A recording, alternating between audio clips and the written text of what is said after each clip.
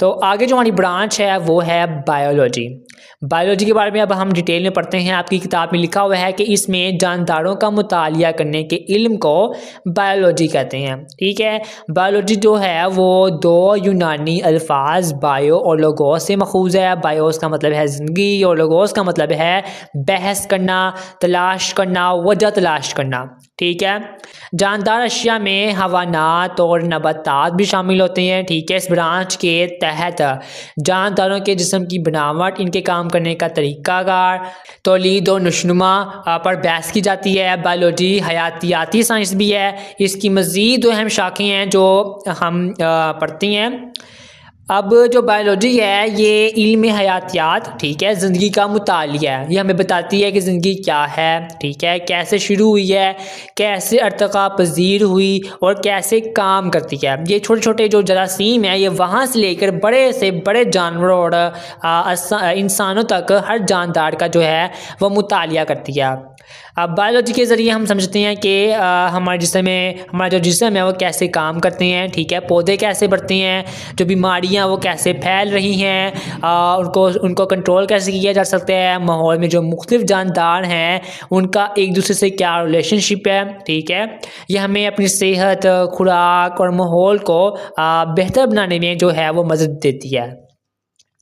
और अगर आप कभी किसी पौधे को बढ़ते हुए देखकर हैरान हुए हैं या किसी बिल्ली को शरारतें करते हुए आप देखकर मुस्कुरा रहे हैं, दरअसल आप बायोलॉजी का मुशाहिदा कर रहे हैं। ठीक है, और हाँ, बायोलॉजी ही हमें बताती है कि आपको नींद क्यों आती है। ठीक है, ये जिस्म के अंदर करने का एक अहम अमल है।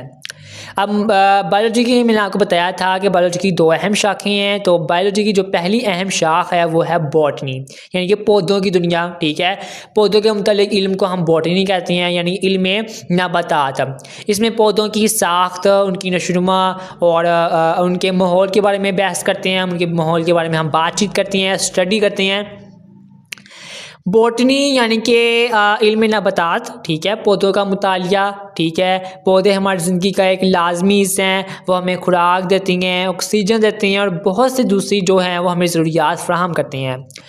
अब जो ये शाख है ये हमें बताती है कि एक छोटा सा जो बीज है वो कैसे एक तनावर दरख्त बन जाता है। पौधे सूरज की रोशनी से अपनी खुराक कैसे बनाते हैं, ठीक है, जिसको हम फोटोसिंथेसिस कहते हैं।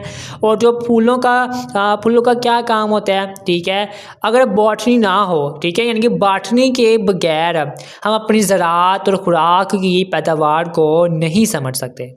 ठीक हो गया, तो जो बॉटनी है वो भी हमारे लिए बहुत इंपॉर्टेंट रोल प्ले करती है। आगे जो हमारी दूसरी ब्रांच है वो है जानवरों की दुनिया, जिसको हम कहते हैं जूलॉजी। ठीक है, जानवरों के मुतालिक जो इल्म हम हासिल करते हैं वो हम हासिल करते हैं जूलॉजी में, यानी कि इल्म हवानात। ठीक है, इसमें जानदारों और इंसानों की जिसामत और इनके माहौल के बारे में हम बहस करते हैं, इनके माहौल के बारे में हम स्टडी करते हैं। पौधों और जानवरों की ज़िंदगी में बहुत से अमूर आपस में मुश्तरक होती हैं, एक दूसरे से रिलेटिव होती हैं। ठीक है, लिहाजा हम क्या करते हैं कि इल्म नबातात और इल्म हवानात का मुतालिया एक साथ किया जाता है, इसलिए इस मजमूई इल्म को हयातियात यानी बायोलॉजी का नाम दिया गया है।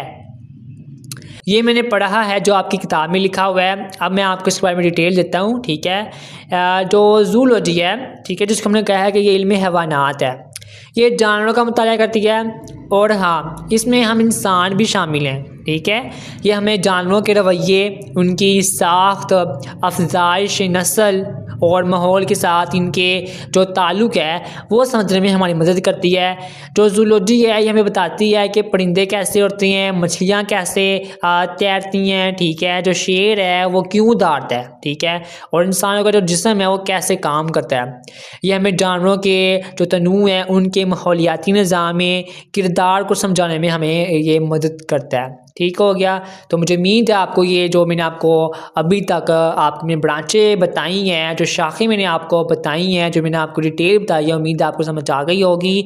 कोई आपका सवाल हुआ तो आपने ज़रूर पूछना है। और साथ मेरी आपसे रिक्वेस्ट है कि अगर आपने अभी तक मेरे यूट्यूब चैनल को सब्सक्राइब नहीं किया तो आपसे रिक्वेस्ट है कि जामिया सईदा खातून जन्नत के यूट्यूब चैनल को सब्सक्राइब कर दें, इस वीडियो को लाइक कर दें और अपने फ्रेंड्स के साथ शेयर कर दें। आप मेरे लेक्चर को देख तो लेते हैं लेकिन आप लाइक नहीं करते और कमेंट्स भी नहीं करते और आप शेयर भी नहीं करते और सब्सक्राइब नहीं करते, तो ये बहुत बुरी बात है।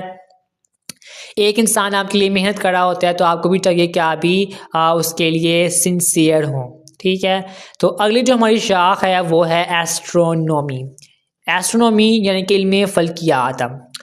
फ़ल्की जिसाम, आपकी किताब में लिखा हुआ है कि फ़ल्की जिसाम मसलन सूरज, चाँद, सितारों और सियारों के इल्म को इल्म फ़ल्कियात या एस्ट्रोनॉमी कहा जाता है। फ़ल्कियात के मुताले में रियाज़ी और फ़िज़िक्स के अलूम का बहुत बड़ा हिस्सा है। अब जो इल्म फ़ल्कियात है, जिसे एस्ट्रोनॉमी भी कहते हैं, ठीक है, ये हमारी ज़िंदगी से बाहर की कायनात का मुतालिया है, यानी सूरज, चाँद, सितारे, सियारे, कहकशाएँ, ब्लैक बॉल्स और वो सब कुछ जो खिला में मौजूद है, ये हम उसमें इस ब्रांच में हम वो सब स्टडी करते हैं जो खिला में मौजूद है।